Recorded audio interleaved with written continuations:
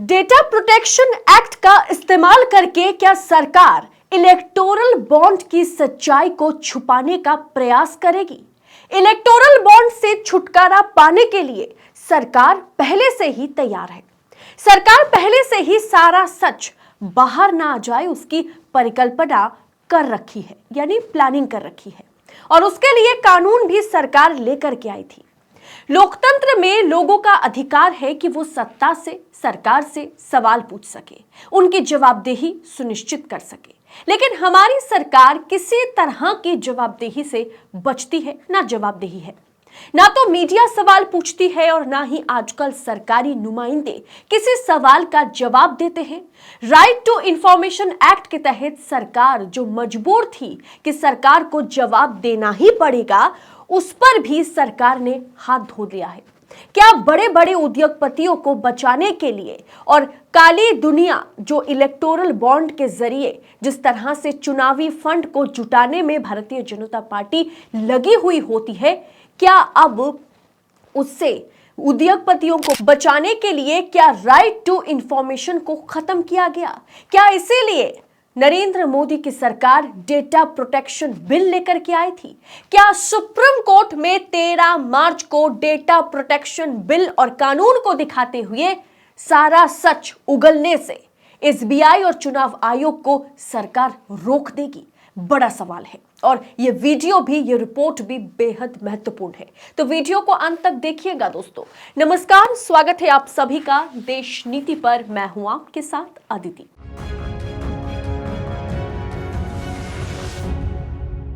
देश नीति, केवल सच्ची और पक्की खबरें। दोस्तों, आपको पता नहीं चला कि आखिरी मॉनसून सत्र में सरकार ने क्या बिल पास कराए और क्या नहीं। ये सब कुछ खुलेआम हुआ, लेकिन आपको भनक तक नहीं लगी। सरकार बकायदा एक कानून लेकर के आई है जिसके तहत अब सरकार आपको किसी प्रकार की जानकारी नहीं देगी, और हो सकता है कि 13 मार्च को सुप्रीम कोर्ट में इसी कानून का, इसी डेटा प्रोटेक्शन एक्ट का इस्तेमाल करके सरकार इलेक्टोरल बॉन्ड पर पर्दा डाल दे। एक लाइन में सरकार आरटीआई, राइट टू इंफॉर्मेशन को खत्म कर दिया है। मामले की गंभीरता को समझिए दोस्तों। RTI, right to information act 2005 में इंट्रोड्यूस होता है। कांग्रेस की सरकार इसे लेके आती है, और ये जानते हुए लेके आती है कि हमें जनता को जवाब देना होगा। चाहे विपक्ष हो, एक्टिविस्ट हो, आरटीआई एक्ट का खूब इस्तेमाल किया है, और साथ ही साथ आम जनता भी करती है। कांग्रेस सरकार को तमाम सवालों का जवाब देना पड़ता था, जो कि 2018 के बाद से कम होने लगी। यहीं पर दोनों सरकारों की, यानी यूपीए सरकार और एनडीए की सरकार, मोदी जी की सरकार में फर्क है।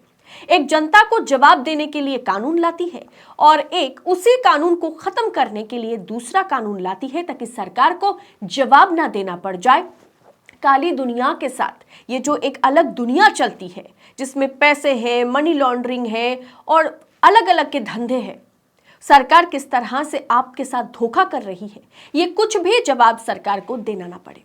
आरटीआई के कैटेगरी में ना आए, इसलिए पीएम केयर फंड को सरकारी शक्ल देते हुए बेसरकारी बनाया गया था, ताकि सरकार को पीएम केयर फंड का हिसाब ना देना पड़े। और इसीलिए इलेक्टोरल बॉन्ड को भी आरटीआई के जो दायरे हैं उससे बाहर रखा गया, और इसी का इस्तेमाल, ये जो डेटा प्रोटेक्शन कानून सरकार लेकर के आई थी 2023 में, उसी का इस्तेमाल करके हो सकता है कि आपको पता भी ना चले कि इलेक्टोरल बॉन्ड में किसने किसे कितना पैसा दिया है। और सुप्रीम कोर्ट में चुनौती भी दी गई थी। आरटीआई ये कानून नहीं, ये एक अधिकार था, सरकार से जवाब मांगने का अधिकार। आज वही अधिकार मोदी सरकार हम सब से छीन रही है। इस पर कोई बात नहीं कर रहा।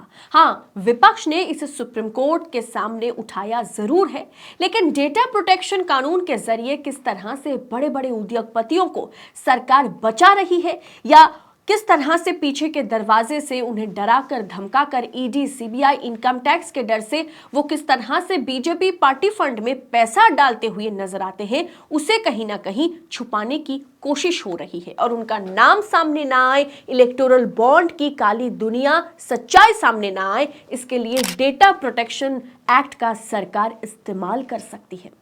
वहीं आपको मैं बताऊंगी कि आखिर डेटा प्रोटेक्शन एक्ट के पीछे मकसद क्या है। सरकार बिल लेकर के आई, कुछ समय पहले पिछले साल डेटा प्रोटेक्शन कानून या डेटा संरक्षण कानून, जिसमें स्पष्ट रूप से लिखा है कि वो सूचना के अधिकार के कानून को अमेंड कर देंगे। इस कानून को कमजोर बना दिया जाएगा। हमारे देश में इतने पब्लिक सेक्टर हैं, बैंक हैं जो बड़े बड़े पूंजीपतियों को लोन देते हैं और बाद में वो पूंजीपति फरार भी हो जाते हैं। सरकार उनका लोन माफ कर देती है। अब से अगर आप पब्लिक सेक्टर की किसी बैंक से आरटीआई के थ्रू जवाब मांगेंगे तो आपको कोई जवाब नहीं मिलेगा। और अभी हाल ही में ये इलेक्टोरल बॉन्ड पर जिस तरह से सुप्रीम कोर्ट ने उसे एक तरह से नकारा, उसे असंवैधानिक करार दिया और रोक लगाई, उसके बाद अगर आप चाहते हैं कि नहीं, हमें जानना है कि पिछले 5 सालों में या उस साल में, उस इलेक्शन में, पर्टिकुलर किसी साल की आप जिक्र कर लीजिए, किसी चुनाव का जिक्र कर लीजिए, मानिए 2022 यूपी चुनाव में भारतीय जनता पार्टी को कौन से कंपनी ने या कौन से उद्योगपति ने, कौन से इंडस्ट्रियलिस्ट ने, बिजनेसमैन ने कितने करोड़ रुपए दिए, ये मुझे जानना है। अब इलेक्टोरल बॉन्ड पर बैन लगने के चलते आप जो है ये जानकारी आपको दी जाएगी, लेकिन अब सरकार यहां पर कह सकती है कि डेटा प्रोटेक्शन एक्ट के तहत हम इस डेटा को लीक नहीं कर सकते, इस डेटा को हम सार्वजनिक नहीं कर सकते, इस डेटा को हम चुनाव आयोग के पोर्टल पर नहीं डाल सकते। क्या हमें जानने का हक नहीं है? जैसे सुप्रीम कोर्ट ने कहा कि जनता को जानने का पूरा अधिकार है कि वो जिस पार्टी को चुन रही है उनकी फंडिंग कहां से हो रही है। क्या हमें जानने का हक नहीं है कि आखिर कौन से लोग हैं, उनका नाम क्या है, जो देश का पैसा डकार कर फरार हो जाते हैं और सरकार उनका लोन माफ कर देती है। ऐसे तमाम तरह के सवालों का जवाब जब जनता ढूंढने जाती है, अब उन्हें वो जवाब ना मिले, यानी सारा का जो आप कह सकते हैं जो सीक्रेट चीजें हैं वो एकदम सीक्रेट रहे, उसके लिए ये डेटा प्रोटेक्शन कानून लाया गया। सरकार अब हमसे सवाल पूछने का हक भी छीन रही है।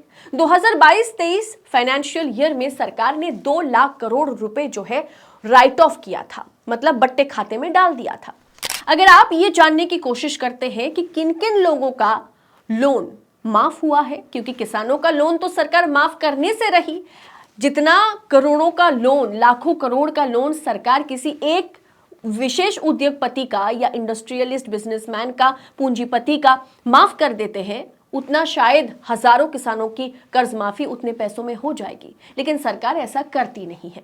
सरकार किसानों के सामने किस तरह से पेश आती है और अपने जो मित्र हैं, जो दोस्त हैं, जो बड़े बड़े कॉरपोरेट लॉबी हैं, उनके सामने सरकार किस तरह से पेश आती है, ये आप जानते होंगे। अब आपको अगर जानना है कि सरकार, मतलब किसने सरकार को कितने पैसे दिए, कौन सी कंपनी ने सरकार को कितने पैसे दिए, कौन से बिजनेसमैन ने सरकार को कितना पैसा दिया, ये आप नहीं जान पाएंगे, क्योंकि इलेक्टोरल बॉन्ड पर बैन लगने के बावजूद भी ये डेटा प्रोटेक्शन एक्ट जो है ये बीच में दीवार बन के खड़ा हो जाएगा। आरटीआई को खत्म करने के पीछे इलेक्टोरल बॉन्ड का मामला है, इसके बारे में हम अच्छे से जानते हैं। इलेक्टोरल बॉन्ड के मामले में सरकार बच सके, इसीलिए आरटीआई को खत्म करने की कोशिश की गई। समझाती हूं मैं आपको। इलेक्टोरल बॉन्ड का मामला सुप्रीम कोर्ट में था। सुप्रीम कोर्ट ने इस पर फैसला सुनाया। सभी राजनीतिक पार्टी चाहते थे कि चुनावी फंड पर और इलेक्टोरल बॉन्ड पर खास करके बैन लगे, और वो लगा। कौन पैसा दे रहा है किसी को पता नहीं चलता था, इसीलिए मामले को सुप्रीम कोर्ट में उठाया गया और सुप्रीम कोर्ट ने ऐतिहासिक फैसला सुनाया।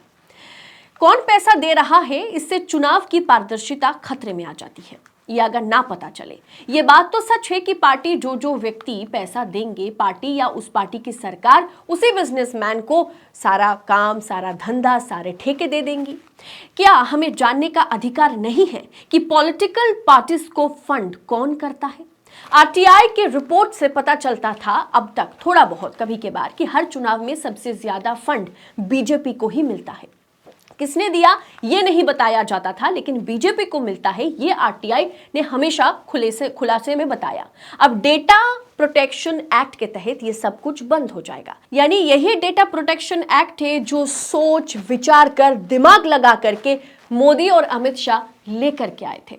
और देखिए, जब ये डेटा प्रोटेक्शन एक्ट पार्लियामेंट में लाया गया था, बिल जब लाया गया था, तब इसके बारे में बाकायदा मैंने चर्चा करी और विपक्ष ने इस मुद्दे को उठाया कि सरकार जवाबदेही से बचने के लिए अपने धंधे को चलाने के लिए, इलेक्टोरल बॉन्ड पर पर्दा डालने के लिए आरटीआई को हटा करके डेटा प्रोटेक्शन एक्ट लेकर के आ रही है, ताकि किसी को कुछ चीज का पता ही ना चले।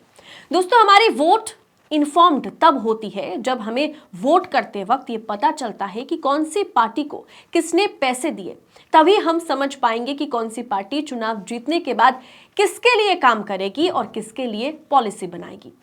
Social activist, RTI specialist Anjali Bhardwaj के मुताबिक सभी देशों की वोटर लिस्ट पब्लिक किया जाता है, जिसमें वोटर का नाम पता होता है। ये सब निजी सूचना है, लेकिन डेटा प्रोटेक्शन के चलते सरकार वोटर लिस्ट जारी नहीं करेगी। तो कैसे पता चलेगा कि किसी पार्टी ने गलत तरीके से, जिसने सरकार बना रखी है, वो कहीं एक तरह से डिलीशंस के जरिए कुछ काम तो नहीं किया, वोट को मैनिपुलेट तो नहीं किया? ये सवाल दोस्तों रह जाएगा। और यही डेटा प्रोटेक्शन एक्ट का इस्तेमाल आगे चल के हर एक जगह पर होगा, और इसके जरिए इलेक्टोरल फ्रॉड होना भी पूरी तरह से संभव है। अगर सरकार में अलग अलग योजनाओं में चोरी भी होती है तो भी सूचना के तहत, आरटीआई के तहत उसका उजागर हुआ करता है, लेकिन अब से वो भी बंद हो जाएगा। यानी अब सुप्रीम कोर्ट के सामने सरकार डेटा प्रोटेक्शन कानून को ला करके खड़ा कर देगी और कह देगी कि इसके तहत हम किसने किसे कितना पैसा दिया है, ये डेटा सार्वजनिक नहीं कर सकते, ये डेटा सरकार लीक नहीं कर सकती, क्योंकि ये कानून के खिलाफ है। अब देखिए दोस्तों, सरकार ने सारे पैंतरेबाजी तो एक तरह से अपना लिया है, और आगे चल के देखा जाएगा कि इस पर सीजीआई, चंद्रचूड़ और साथ ही साथ सुप्रीम कोर्ट क्या कुछ कहता है। क्या वाकई इलेक्टोरल बॉन्ड की काली दुनिया, वो सच्चाई जो है, क्या है इलेक्टोरल बॉन्ड, किसने किसे कितना पैसा दिया है, पिछले 5 सालों में क्या कुछ हुआ है, किस तरह से भाजपाइयों को फायदा पहुंचाया गया, और बाद में सत्ता में आने के बाद किस तरह से भाजपा वालों ने, सरकार ने बड़े बड़े उद्योगपतियों को फायदा पहुंचाई है। इसका खुलासा क्या वाकई हो पाएगा, या बीच में गले का हड्डी या रोड़ा बन जाएगा ये डेटा प्रोटेक्शन एक्ट? ये समय आने पर पता चलेगा। फिलहाल इस इंफॉर्मेटिव स्टोरी पर आपकी राय क्या है, इस वीडियो पर आपकी राय क्या है, कमेंट कर अपनी राय हमारे साथ शेयर करें। बाकी ऐसी तमाम खबरों को पड़ताल के साथ पाने के लिए देश नीति को सब्सक्राइब जरूर कीजिएगा। बहुत बहुत शुक्रिया। जय हिंद, जय भारत।